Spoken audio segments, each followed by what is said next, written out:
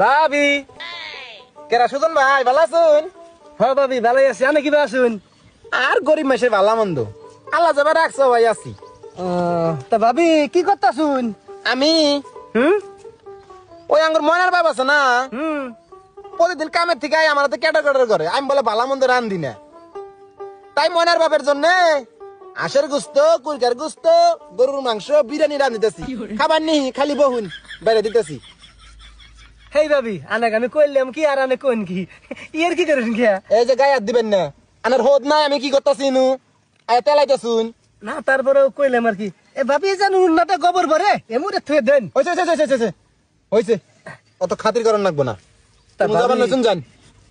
ভাবি আনাকে আমি একটা কথা কয়দিন কমু আনে কথা শুনুন না কে? কে কি হয়েছে? এই যে আনারে কই চৌধুরী সাহেব প্রত্যেক ঈদে বছরে একবার করিয়া গ্রামে আহে ঈদ করবার নাকি ছুটি কাটাবার নাকি পরিবার পরিজন নিয়ে আহে। তা চৌধুরী যে মেয়ে আছে না সেই মেয়ে আনের গোবরের নাড়া দেই গাইরে কয় ইনে বলে চিকেন রোল খালি খাবার চায়। কোন চিনি না খান যাব? এই জন্য চৌধুরী সাহেব রাগ করে কইছে যে আর যান গোবরের নাড়া রাস্তা দিয়ে থাকে না, এত টাকা পয়সা খরচ করে রাস্তা বান্ধিল, এখন যদি মনে করুন যে আয় হাইরে দেখে এই রাস্তাঘাট তাহলে আমার চাকরিটাই থাকবো না।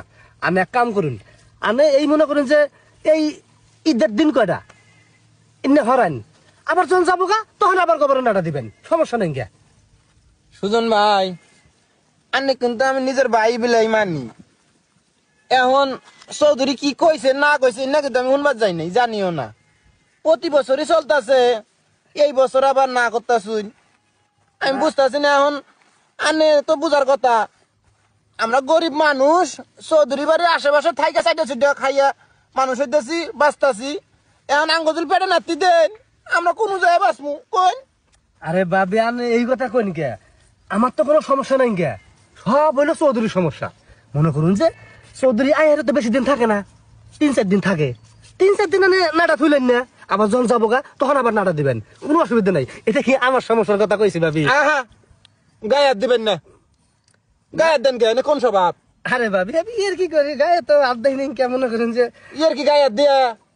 এখন ভাবি হই না অমুনাটা আবার গবর পরে কোন চিন্তা নাই। হয়েছে আমি তো ফাঁকে বলছিন।